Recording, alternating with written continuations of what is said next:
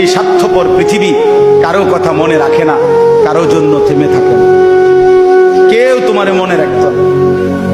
তুমি মরে গেলে কারো হাতে সময় নাই তোমারে কান্দে লইয়া কান্দনে, কারো হাতে সময়। এ বাপেরে দুপুরবেলা জানাজা দিছে, আসরের পরে বাপের জানাজা হইছে, কত কান্দা কানছে জিফুতে। এশার নামাজের পরে পাশের ঘরের থেকে ভাত তরকারি আনছে, এর ওই পেট ভরে ভাত খায়।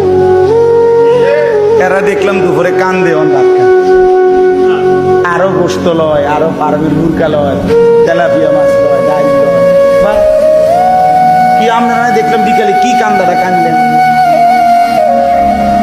বুঝেন? অর্থাৎ বুঝাইতে চায় ওনার জন্য তো আমি না খাইয়া মরে গেলে হইতো না, ঠিক আছে কাঁদছি তো কাঁদি। অর্থাৎ দুনিয়া থেমে থাকে না, কারো জন্যই কি থাকে না, থেমে থাকে। এজন্য দুনিয়া নিয়েই ব্যস্ত না হই, আখিরাতের ফিকির